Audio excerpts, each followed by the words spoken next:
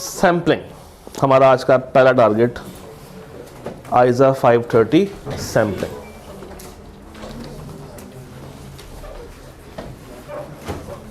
जाएगा भाई? आप इधर नहीं, उधर नहीं जाना आपने? अच्छा, सामने जाना। 530 सैम्पलिंग।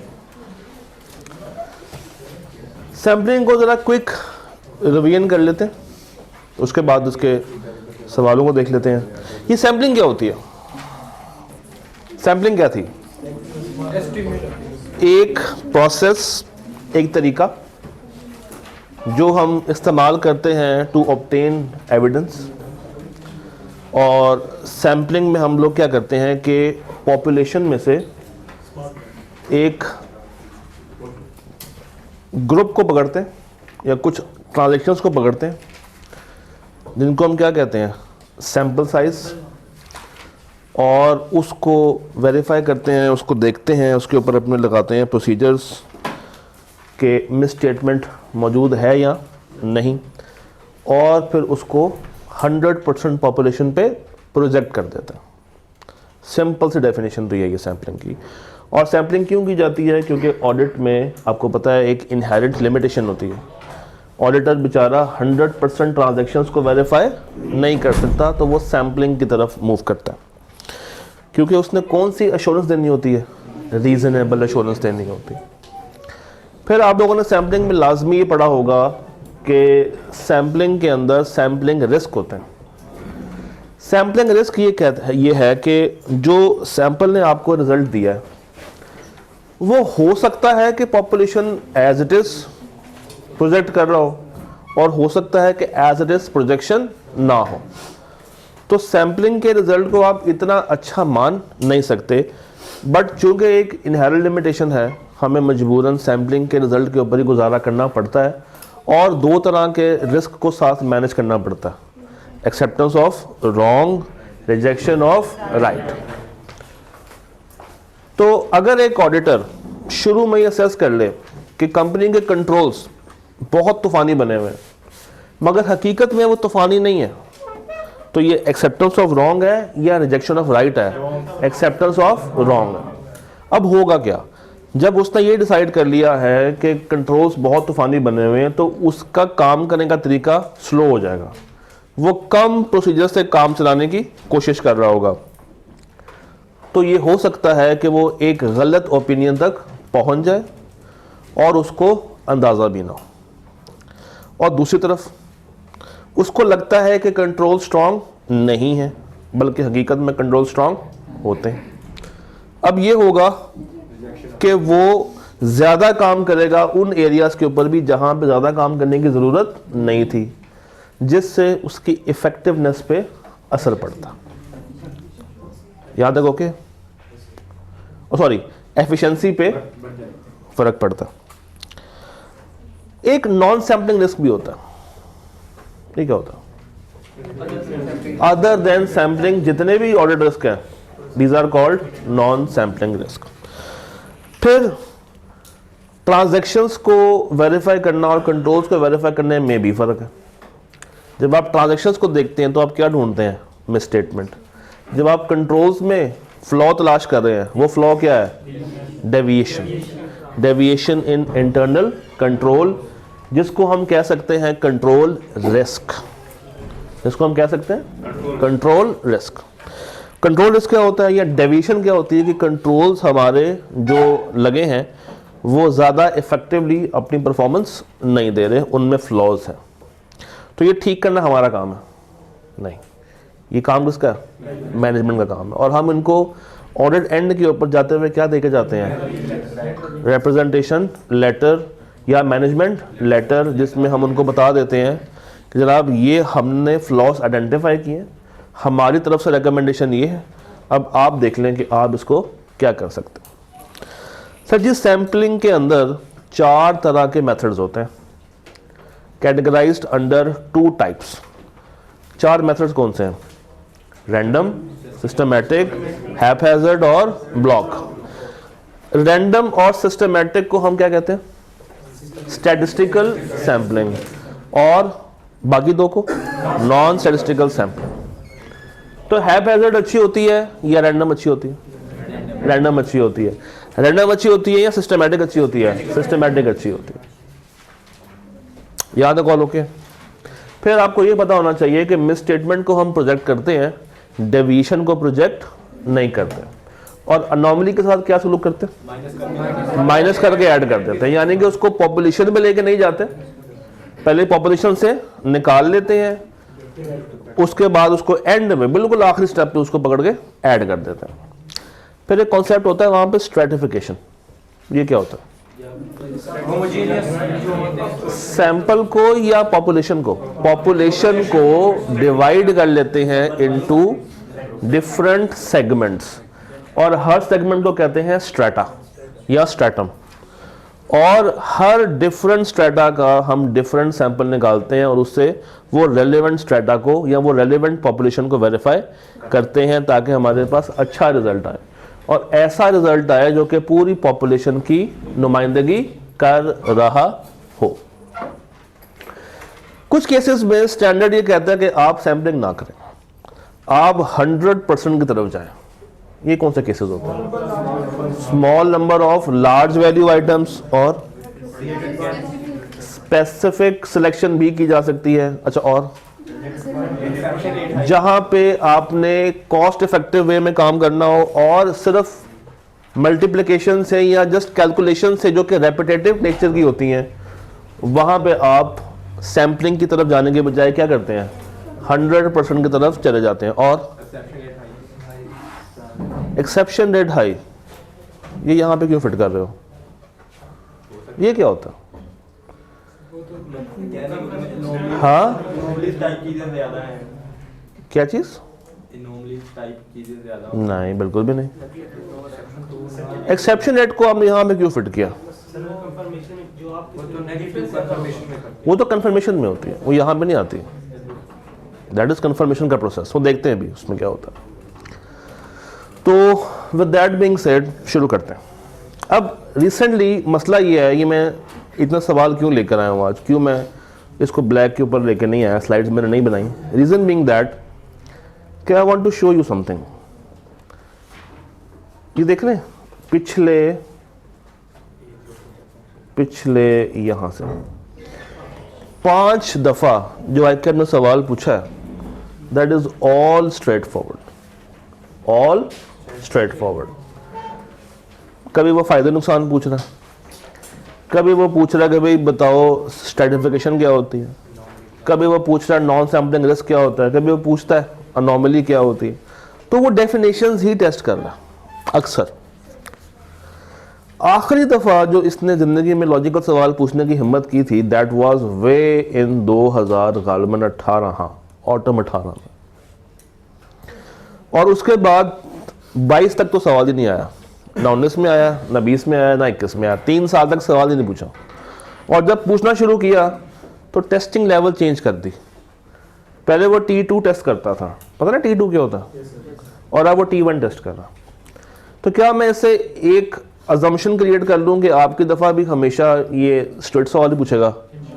नो, हम ये अजम्पशन बेस नहीं कर सकते। It can be a trap, और हो सकता है कि इस दफ़ा ये आपके ऊपर हमला कर दे और एक लॉजिकल सवाल निकालने की कोशिश करे, जो कि मुझे ऐसा लगता है कि अगर वो पूछेगा भी तो पुराने सवालों से ही मिलता जुलता सवाल निकाल के लाएगा। तो इनको ज़रा देखते हैं। You are the audit senior at FSY। ये जूम कर दूं या ओके है? सही है।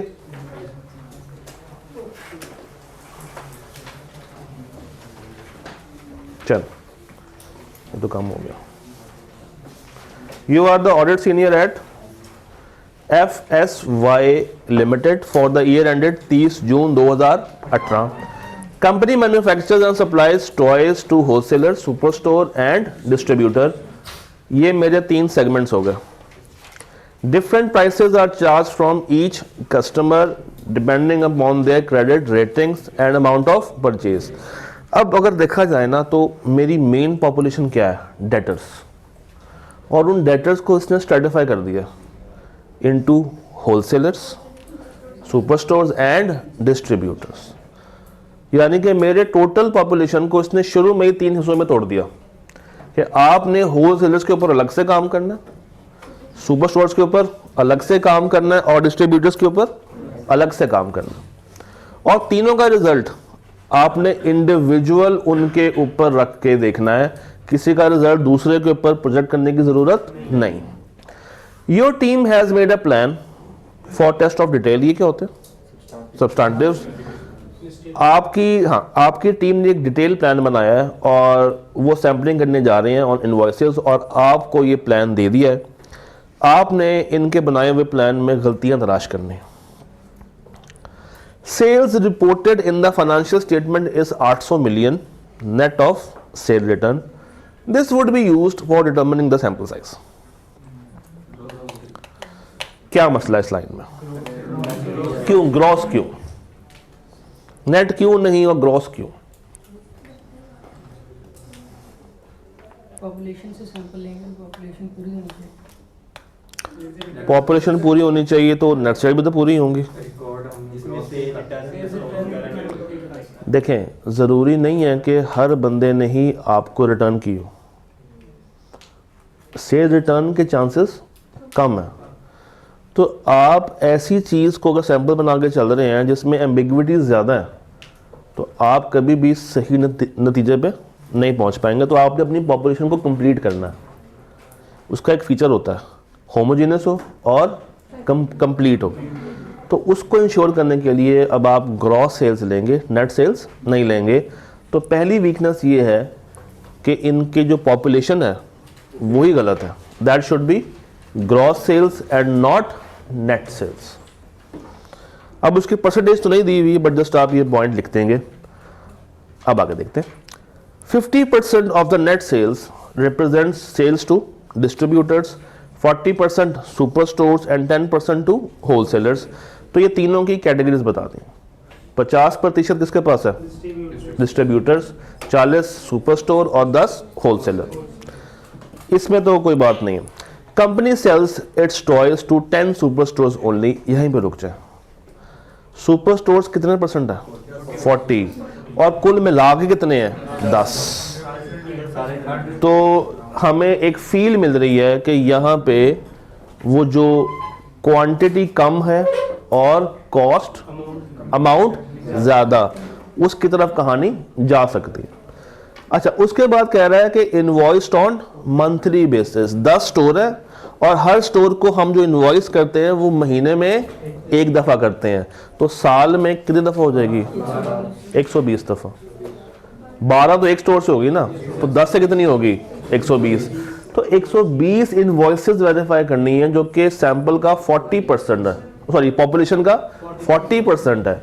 तो मुझे यहाँ पे सैम्पलिंग करनी चाहिए? नहीं, मुझे यहाँ पे कोशिश करनी है कि 100% अश्योरेंस की तरफ जाए।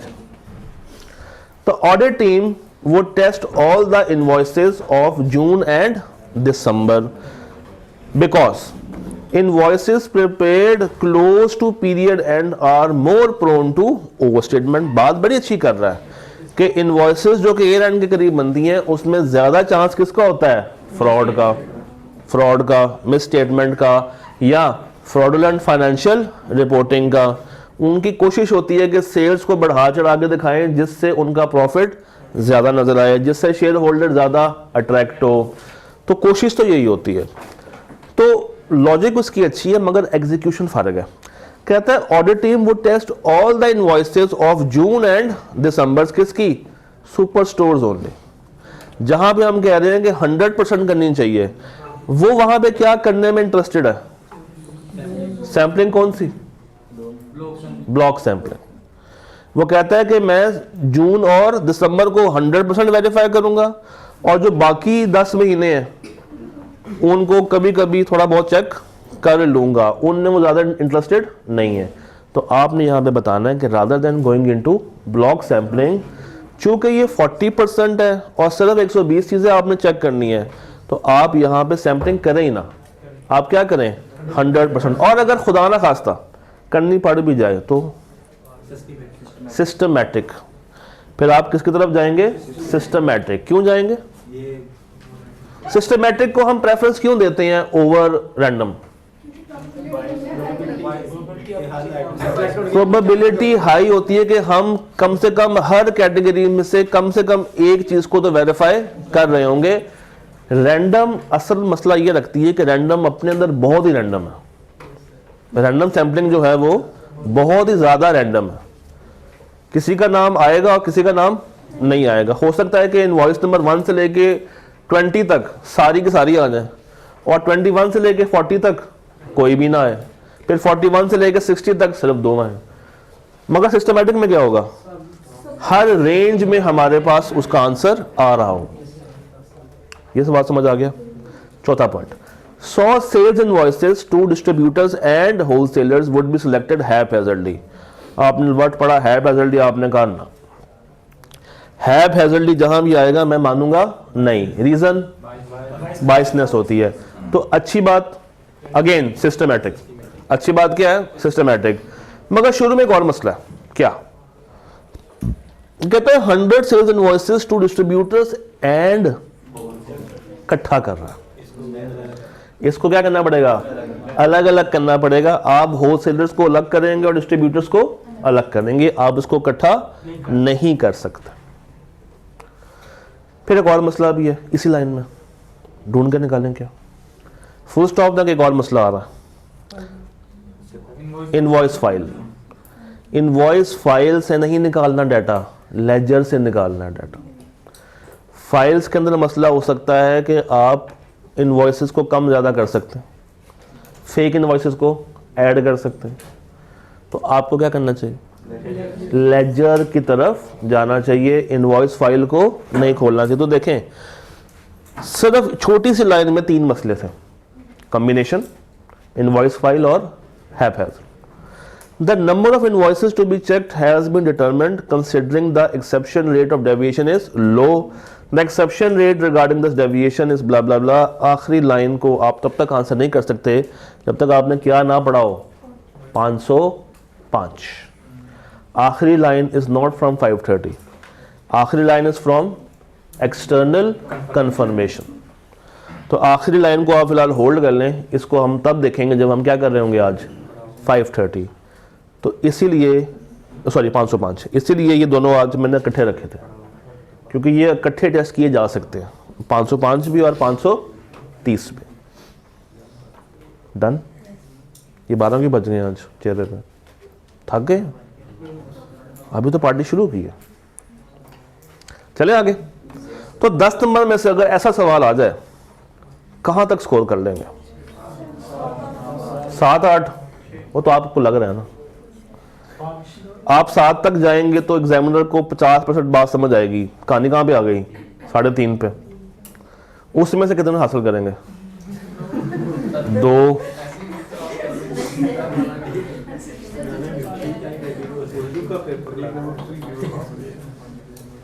आप लोग ले लेते हैं इजी। दुनिया इतनी आसान नहीं है, दुनिया आपको तंग करती है। हाँ जी, अपॉर्चुनिटी लिमिटेड, अपॉर्चुनिस्ट को opportunity limited. You are the audit in-charge, attempt है 15 की। You are the audit in-charge on the audit of opportunity limited, जो कि डील करती है फास्ट मूविंग कंज्यूमर गुड्स। ये कौन से गुड्स होते हैं, डेयरी मिल्क वाला, क्या डेयरी, हाँ डेयरी प्रोडक्ट, या आप कह लो कि डेली यूज के प्रोडक्ट।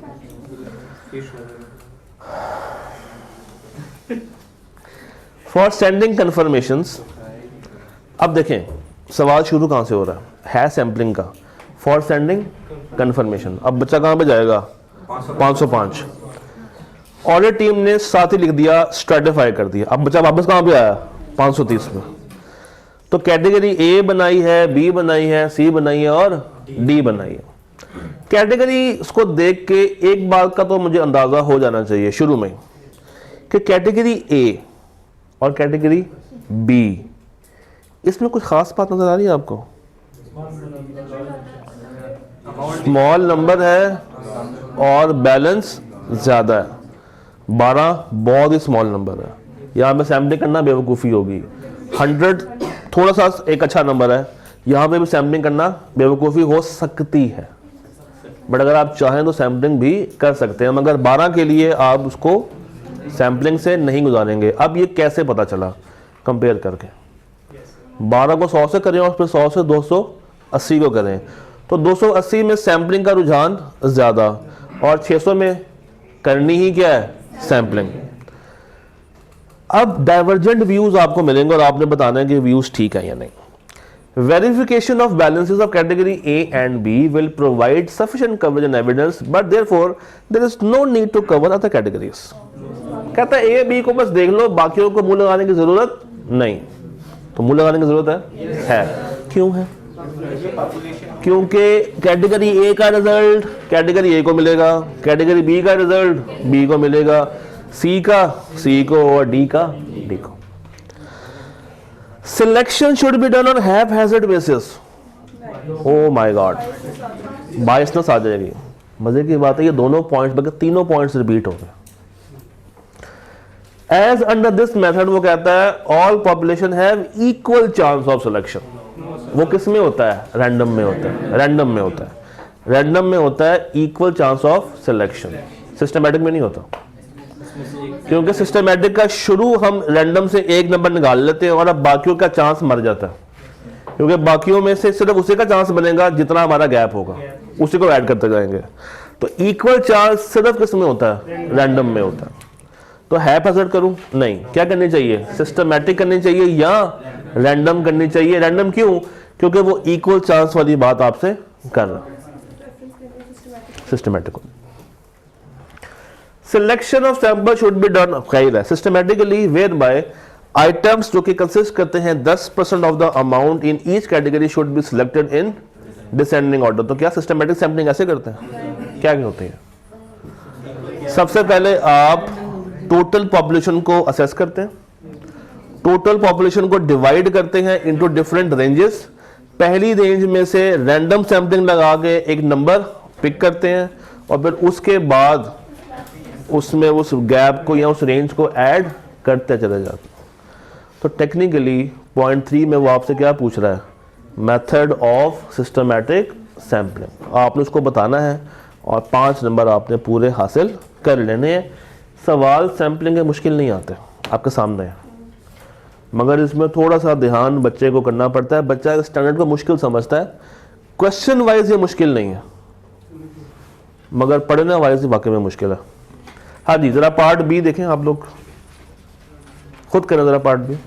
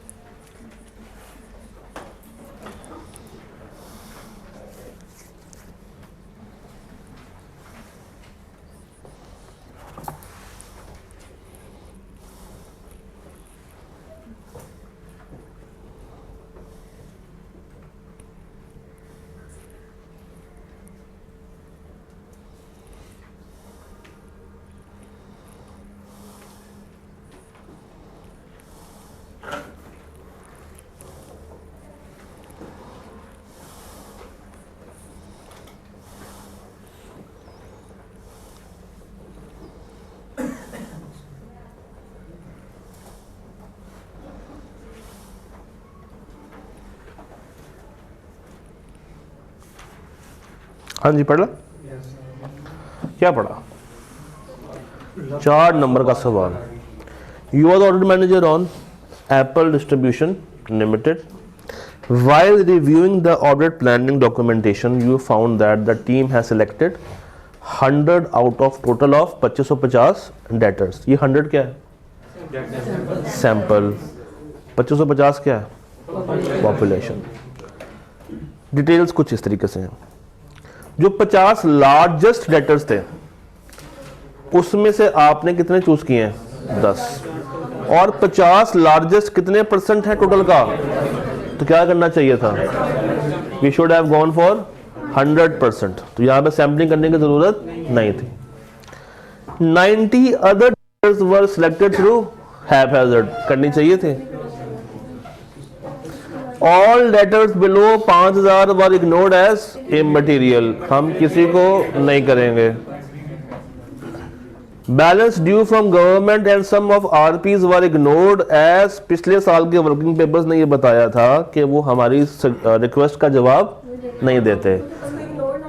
इसको आप देखिए, रिलेटेड पार्टीज को तो आप वैसे इग्नोर नहीं कर सकते, रिलेटेड पार्टीज को आप इग्नोर नहीं कर सकते, तो उससे तो आपने लाजमी करना ही करना। पीछे रह गया गवर्नमेंट। अब यहां मैं बताऊं क्या फिट होता है, नेगेटिव कंफर्मेशन।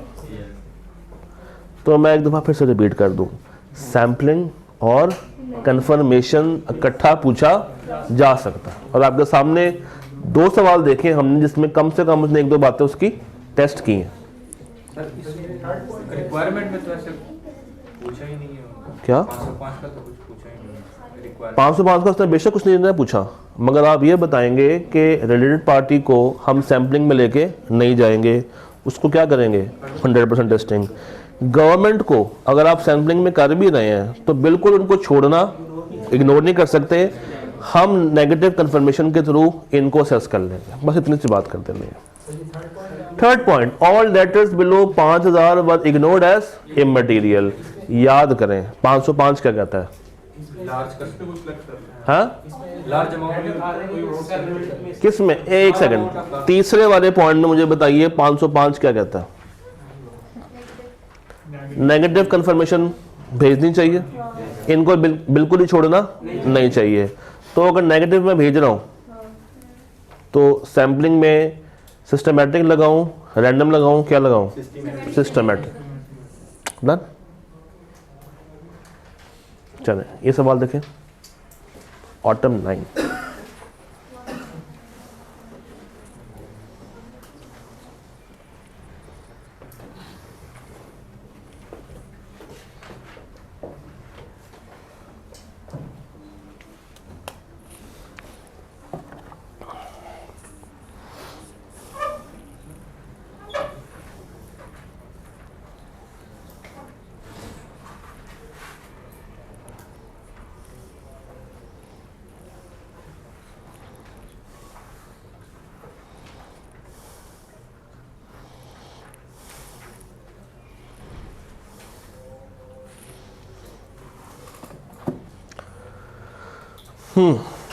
पढ़ा, अच्छा, हौसला मन सब्र।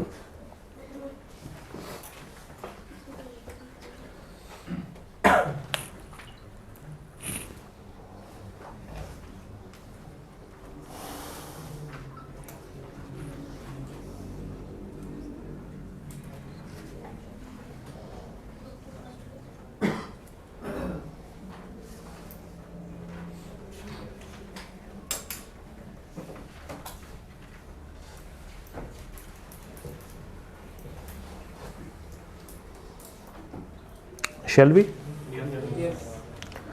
ओके। 3 रिक्वायरमेंट्स हैं और नंबर कितने हैं, 11। अब देखते हैं कि 11 नंबर हमने कैसे पूरे करने हैं। Requirement 1, explain how audit efficiency could be improved by using the above table. पता क्या पूछ रहा, स्ट्रेटिफिकेशन के फायदे। हाँ जी, फायदे, स्ट्रेटिफिकेशन के फायदे इन सैम्पलिंग, कि इसको स्ट्रेटिफाई करने से सैम्पलिंग के अंदर आप क्या बेनिफिट हासिल कर सकते हैं। तो क्या इसके लिए मुझे सवाल को पढ़ना चाहिए, नहीं, मुझे आंख बंद करके क्या लिख देने चाहिए, स्ट्रेटिफिकेशन के पॉइंट सारे। List other ways in which population में बी कैटेगराइज्ड। अभी हम किस पे कर रहे हैं, on the basis of transactions to different customers. कहता है कि किसी और तरीके से हम उसको कैटेगराइज कर सकते हैं, यस।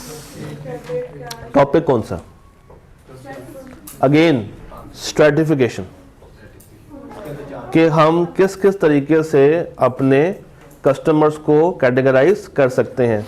को जरा बताएं 4 तरीके। एजिंग एनालिसिस, सेल्स वाइज, मतलब सेल्स वाइज उन्होंने कर दिया ना, हाँ, प्रोडक्ट वाइज, ज्योग्राफिकली, और रिस्क वाइज, और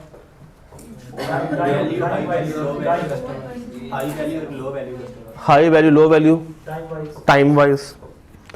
तो अगेन पार्ट 2 के लिए भी मुझे सवाल पढ़ने की जरूरत नहीं थी। हाँ तो जनरल लिखेंगे आप, जनरल देंगे बिल्कुल, पढ़ने की जरूरत ही नहीं। General, give your opinion to the views of Sohail and other. अब इसके लिए मुझे सवाल पढ़ने की जरूरत है। आज देखते हैं सोहेल भाई क्या कह रहे हैं। आप ऑडिट मैनेजर हैं, क्लाइंट के ऊपर सेल कितनी है 640, जो कि डिवाइड कर दी है कैटेगरी ए में, कैटेगरी बी में, कैटेगरी सी में। आंख बंद करके देख के बता दें क्या कौन सी कैटेगरी को 100% ए। सोहेल भाई कहते हैं कि उनका ये मानना है कि अगर हम सिर्फ ए को वेरीफाई कर लें तो बाकियों को देखने की ज़रूरत नहीं है। हाउएवर बाकी टीम मेंबर मानते इस बात को नहीं है और वो कहते हैं कि हमें प्रॉपर सैम्पलिंग करनी चाहिए जो कि हर पॉपुलेशन से करें और हमें बिल्कुल कैटेगराइजेशन को इग्नोर कर देनी चाहिए। तो पहले ज़रा सोहेल भाई को चेक करते हैं। सोहेल भाई ने कहा कि सिर्फ ए को कर लें बाकी ऑटोमेटिकली हो जाएंगे, नहीं। तो सोहेल भाई को आप एक बात बताएंगे कि दो बातें बताएंगे? दो बातें बताएंगे। पहली बात क्या बताएंगे कि ये जो कैटेगरी ए का रिजल्ट आएगा वो सिर्फ कैटेगरी ए पे लगेगा, उसका ताल्लुक बी और सी से नहीं है। और ये भी बताएंगे कि कैटेगरी ए पे सैम्पलिंग लगेगी नहीं, कैटेगरी ए पे 100% की तरफ आप जा रहे होंगे। दूसरे टीम मेंबर्स कहते हैं कि कैटेगरी बनाने का फायदा ही नहीं है, भी आप लोगों ने इग्नोर किया। तो उनको बताना है कि भाई हम क्यों कैटेगराइजेशन करते हैं। अगेन पार्ट 1 में जो लिखा है ना वही बात आप दोबारा से 3 में भी लिख सकते हैं, ये मजे की बात। तो ये है सैम्पलिंग के कुछ सवाल। हमने एक लॉजिकल सवाल देखा, दो देखे, एक सेकंड, दो देखे, 3 देखे, बस जी। हाँ जी, गुड क्वेश्चन। क्या हम इसको अलग अलग करें या एक दफा ही कर लें? देखें, इसका अच्छा तरीका ये होता है कि आप असेस करेंगे क्या तीनों पार्ट्स आपस में अटैच तो नहीं है, डिपेंडेंट तो नहीं है। डिपेंडेंट है नहीं। और क्या हर एक के आगे नंबर अलग से लिखा हुआ है? No sir. लिखा हुआ है 1 2 3। मार्क्स को छोड़ दें तो आप लिखेंगे क्वेश्चन नंबर 3A का 1, फिर नेक्स्ट पेज पे 3A का 2, 3A का 3 नहीं करना तो कर दें। हाँ बिल्कुल कर सकते। डन, सैम्पलिंग ओके हो गया। चलिए टुवर्ड्स कंफर्मेशन आता है इंशाल्लाह।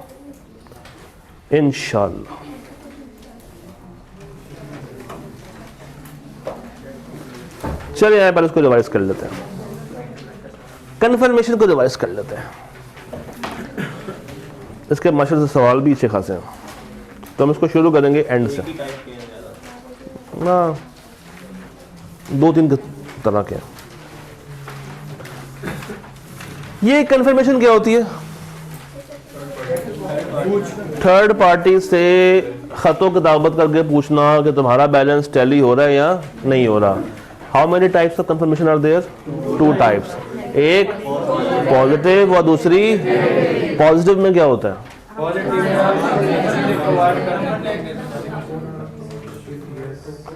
पॉजिटिव में हम ये बात आई मुझे, दोबारा बताएं। अगर एग्री है तो फिर भी आंसर देगा, अगर मानते हो तो भी जवाब दो, नहीं मानते हो तो भी जवाब दो। मैं रात को जाग नहीं सकता, बात करनी है तो भी बता दो, नहीं करनी है तो भी बता दो। ये है पॉजिटिव कंफर्मेशन, ठीक है।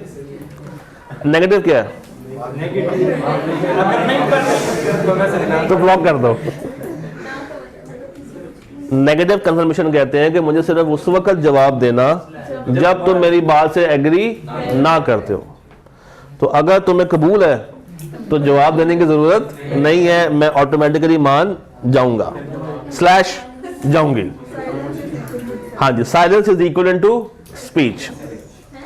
हाँ जी, silence is equal to speech. खामोशी इज इक्वल टू नीम रजामंदी। देखिए ना, हम कह रहे हैं कि अगर तुम्हें एग्री में हो तो जवाब देने की जरूरत नहीं है जी। आई डोंट नो,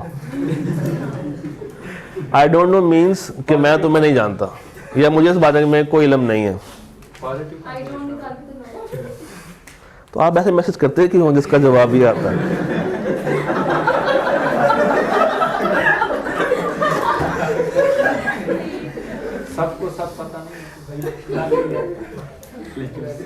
कम से कम नाम की बंदा शर्म खा लेता है। उसामा नाम है भाई का।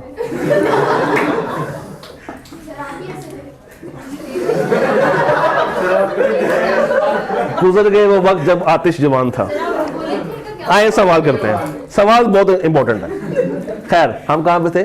पॉजिटिव और नेगेटिव कंफर्मेशन पे। तो नेगेटिव कंफर्मेशन का रिस्क क्या होता है?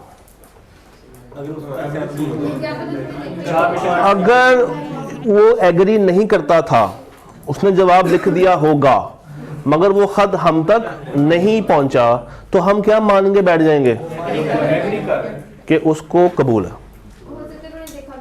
हो सकता है देखा भी ना हो सकता है कि उस तक पहुंची भी ना हो। वो क्या थी, पहुंची कि नहीं पहुंची मगर पहुंची। तुम्हारे दस्ते नाजुक थे। ये तो मैंने भी नहीं पढ़ा था आज तक।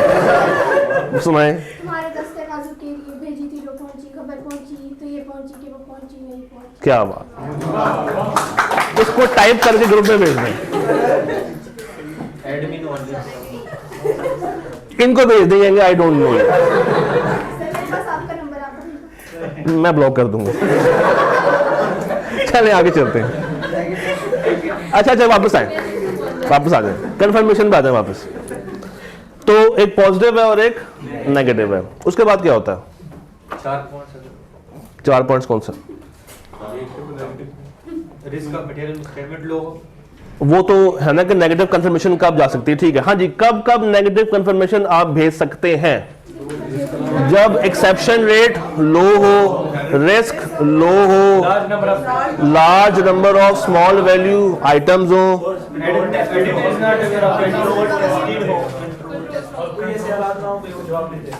कोई ऐसे हालात ना हो कि आगे से जवाब नहीं आए। ये सारी शर्तें एट अ टाइम पूरी होनी चाहिए। इनमें और नहीं है, इनमें एंड है। और मजीद बताएं इसमें और क्या है? गवर्नमेंट, हाँ। फिर अगर ऑडिटर चाहे तो कुछ ऐसे बैलेंसेस हैं जिसको वो लाजमी चेक करता है। नील बैलेंस, ओवरड्यू, जहां भी उसको लगे रिस्क ज्यादा है। ये वही पॉइंट है जो कि भी आप सैंपलिंग में देख रहे थे कि ऑडिटर स्पेसिफिक सैंपलिंग भी कर सकता है। ये वही पॉइंट है। और कंफर्मेशन में क्या है? जब जवाब आ जाए फिर क्या करते हैं? 4 बातें होंगी। जवाब आया और एग्री कर गया, जवाब आया और एग्री नहीं कर रहा, जवाब आया एग्री कर रहा है मगर वो जवाब के ऊपर रिलायबिलिटी मुझे नहीं आ रही और जवाब आया ही नहीं।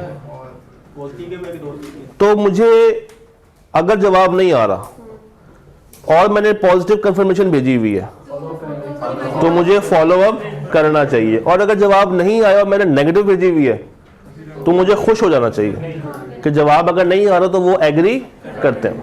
सवाल करें आ जाए। ऑटम 23 मेरे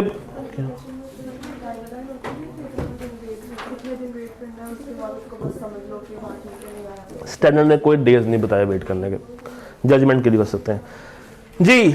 4 मेरे पास क्या है? Debtors A B. Year end का बैलेंस था 1200 रुपये, कंफर्म कितना हुआ? तकरीबन 1100 रुपये। कंफर्मेशन डेट है 28 जुलाई, यानी ईयर एंड के 1 महीने के अंदर अंदर। और कोई कमेंट्स नहीं, क्या करूं?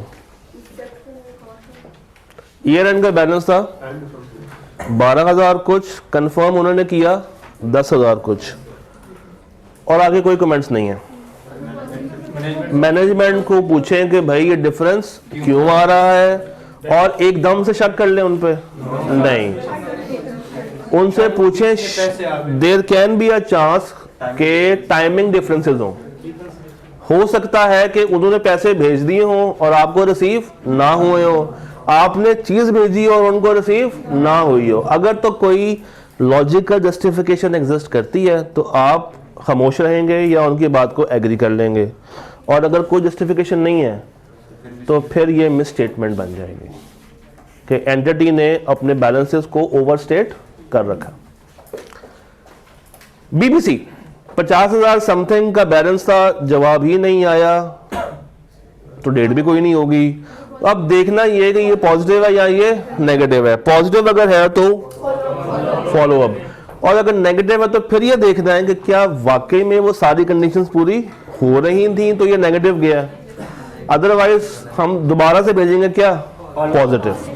सर इसमें तो बैलेंस ही बहुत ज़्यादा पॉजिटिव भी भेज सकते हैं, बाकी नेगेटिव ज़्यादा। ये देखना पड़ेगा ना कि आप सही कह रहे हो, देखना पड़ेगा कि वाकई में वो कंडीशन मीट हो रही हैं। जैसे नहीं हो रही तो फिर आप उसको पॉजिटिव भेज देंगे, और अगर भेजी ही पॉजिटिव हुई है तो फिर इसके फॉलोअप की तरफ जाएंगे। CCD ये तो बैलेंस टैली हो रहा है, छोड़ दें। क्यों? ईमेल में आई है, और ईमेल को मैनिपुलेट करना आसान होता है, ग्लिच करना आसान होता है। तो बेशक ईमेल से आई है और ईमेल एक रिटर्न फॉर्म का एविडेंस है, बट स्टिल वो इतना रिलायबल नहीं है। और DDE फोन पे वर्बल कंफर्मेशन तो हमें जिंदगी में कबूल ही नहीं है। एक और पहले काम करते हैं, जो सेम सवाल है ना उनको पहले खत्म करते हैं। इसी तरह के आपको 3-4 सवाल और नजर आएंगे। ये देखें, alpha beta gamma small distributors. Alpha 8 lakh और 8 लाख टैली, कुछ करूं? नो सर, कुछ करने की जरूरत नहीं है सिवाय एक काम के, फाइल में लगा देना। 9 लाख और 9 लाख, मगर confirmation was returned by the courier on the grounds of invalid address. Confirmation was resent by the client through its rider. The reply was received directly by the auditor. पीछे वाला कुछ हो चुका है, पहले confirmation भेजी थी वापस आ गई, वापस क्यों आई? इनवैलिड। अच्छा, ये एड्रेस किसने दिया होगा? क्लाइंट ने दिया होगा। तो पहले क्लाइंट से पूछें कि आपने ये एड्रेस हमें जो दिया है ये गलत क्यों है? तो कंपनी की बात कर रहा हूँ, कंपनी ने दिया होगा किसका? क्लाइंट का। तो अगर ये एड्रेस नहीं मिल रहा तो हम पूछेंगे कि भाई क्या इसमें कोई आपसे लिखते हुए एरर तो नहीं हो गया? हाँ, अदरवाइज ये फ्रॉड भी हो सकता है। अच्छा, अब उसके बाद क्या होगा? Confirmation was recent by the client. जब उसने भेजी तो पहुंच गई, मगर उसने भेजी थ्रू अपना राइडर। इंटरेस्टिंग। जब आप एक्सटर्नली भेज रहे हैं तो वो एड्रेस नहीं मिल रहा, अपना बंदा जा रहा है तो एड्रेस मिल जाता है। हाँ, जो बंदा वहां से जवाब लेकर आया है वो डायरेक्ट किसके पास गया है? तो डाउट है, there is a doubt on reliability, जिसका एक और मसला भी हो सकता है, इंटेग्रिटी। अब मुझे यहाँ पे मजीद स्केप्टिक होना पड़ेगा। गामा भाई जो है वो 7 लाख का बैलेंस रखते थे और अब कोई जवाब उनसे नहीं आया, पता चला कि गामा। अब यहाँ पे क्या करेंगे? यहाँ पे अब आपने सब्सटेंटिव देने हैं किसके? प्रोविजन फॉर बैड डेट्स के। ये भाई साहब क्या हो गए हैं? लिक्विडेशन में चले गए हैं। अब आपको बैड डेट एक्सपेंस या प्रोविजन फॉर बैड डेट की तरफ जाना पड़ेगा। इसके लीगल वकील से पूछ लें कि भाई क्या मामला आता है, इससे हमें कितने पैसे रिकवर हो जाएंगे। तो पहले प्रोविजन रिकॉर्ड करेंगे और उसके बाद बैड डेट का खर्चा। जी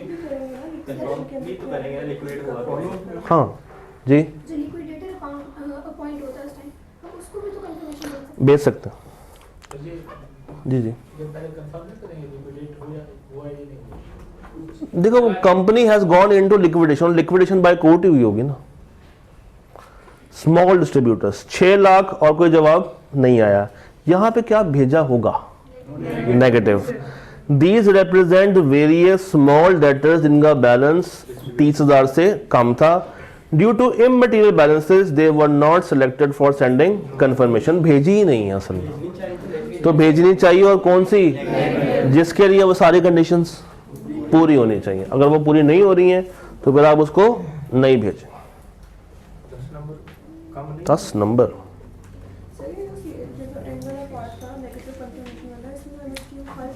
बताएंगे पूरी बताएंगे।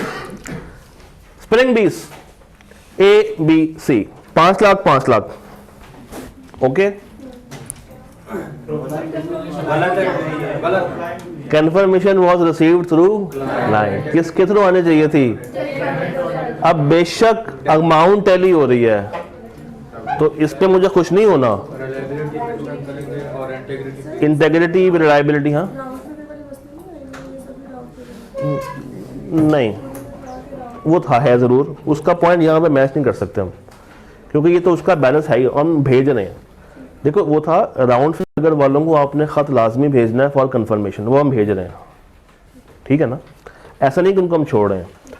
8 लाख बामुकाबला 8 लाख।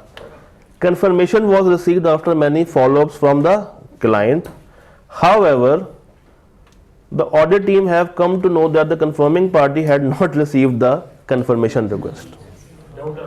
उन तक पहुंची ही नहीं थी, मगर हमारे बार बार फॉलोअप्स करने के बाद तंग आके उन्होंने कह दिया कि हाँ जो तुम कह रहे हो उतना ही बैलेंस एग्जिस्ट करता है। बात समझ आई? दोबारा पढ़ते हैं। कंफर्मेशन आ गई, कहाँ से आई? क्लाइंट से, by doing many follow-ups. However, team को बाद में पता चला कि जिस पार्टी ने कंफर्म किया है उस तक हमारी रिक्वेस्ट पहुंची नहीं थी, तो हमारे सिर्फ फॉलोअप्स करने के बार बार एसआर करने पे, कहने पे वो तंग आ गए, उन्होंने हमें कह दिया कि जनाब जो आप कह रहे हो वही बैलेंस एग्जिस्ट करता है। तो ये कोई अच्छी कंफर्मेशन नहीं है। इसमें मसला ये है कि उन तक पहुंची क्यों नहीं, वही मामला एड्रेस। 5 लाख और 1.5 लाख, अब फौरी तौर पर जाकर उनका गला पकड़ लो, नहीं। There can be a timing difference. Consignment कितने की थी? 5 लाख की। कब शिप हुई है? 27 दिसंबर को। गुड्स कितने के हैं? 3.5 लाख के। Subsequent two year and return हो रहे हैं, तो वही फर्क है 3.5 लाख का। अगर रीजनेबल जस्टिफिकेशन है तो ओके है, अदरवाइज ये मटीरियल मिसस्टेटमेंट बन जाएगी। नहीं, उसने ऐसी रिक्वायरमेंट में कोई बात नहीं भेजी, अदरवाइज अगर ये सवाल फ्रॉड में होता तो पूछता।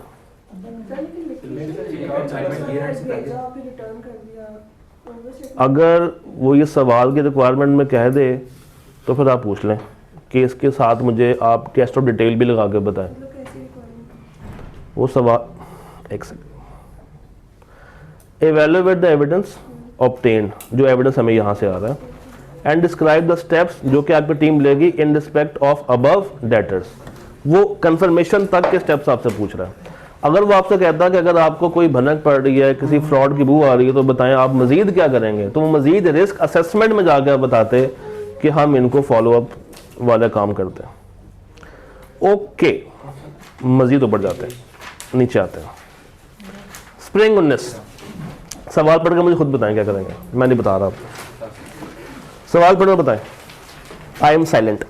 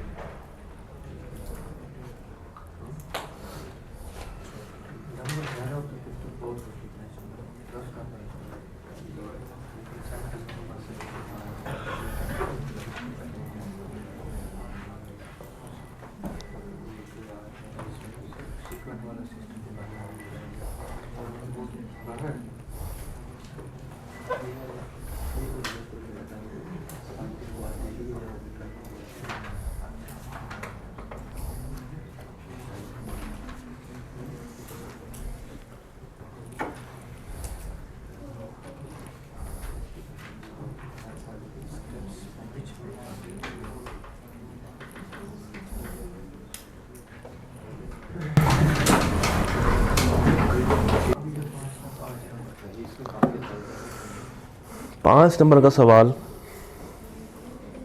पढ़ लिया। ए बी में क्या करना है? 5 लाख टैली हो रहा है, कोई कमेंट्स में मसला है नहीं, तो बस क्या करेंगे? फाइल।